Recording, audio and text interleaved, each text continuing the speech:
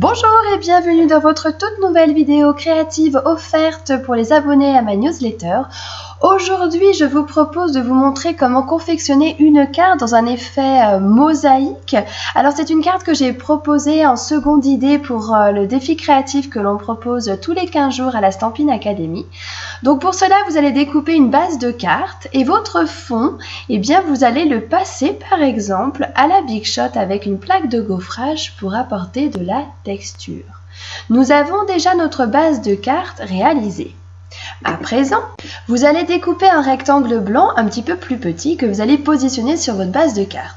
Ce que je vous propose, c'est de perforer des ronds. Pour ce faire, il va falloir peut-être être assez droite finalement, que ça soit assez régulier.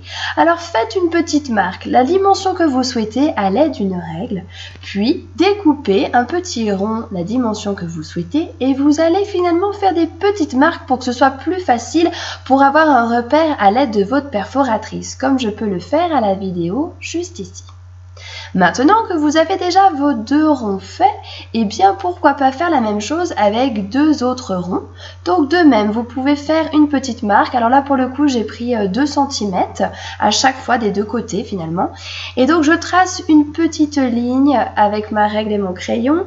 Et je vais faire la même chose que tout à l'heure, c'est-à-dire que je vais positionner mon rond, faire une petite marque autour pour pouvoir avoir quelque chose de bien régulier. N'hésitez pas aussi à faire une petite marque vers le haut ou le bas de votre carte, toujours pour un souci de régularité.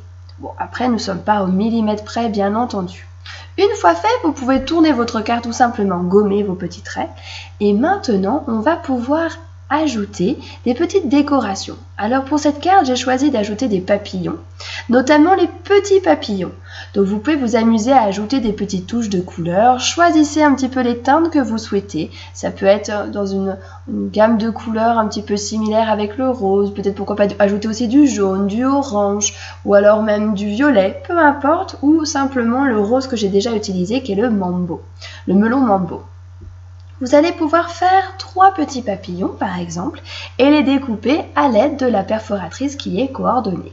À présent, je vous propose de personnaliser finalement vos papillons ou votre déco intérieure. Par exemple, ajouter des petits masking tape, des rubans ou là par exemple j'ai mis du fil argenté.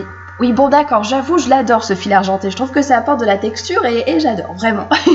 Vous allez pouvoir donc mettre une petite bille de colle à l'arrière du papillon et ensuite mettre votre petite ficelle et l'intégrer dans l'un des ronds de votre carte. Pourquoi pas aussi ajouter un plus grand papillon? Alors vous allez mettre les couleurs que vous souhaitez, puis à l'aide de la perforatrice coordonnée, vous allez pouvoir découper votre grand papillon. Maintenant, vous pouvez fixer ce grand papillon juste à l'arrière d'un autre plus petit et ensuite fixer l'ensemble toujours pareil avec une petite bille de colle. Une fois fait, c'est vrai que je trouvais que ce rond, ce fond avec tous ces petits ronds en blanc, je trouvais qu'il manquait un petit peu de couleur, d'apporter un peu plus un autre effet. Alors pourquoi pas utiliser finalement des tampons de fond.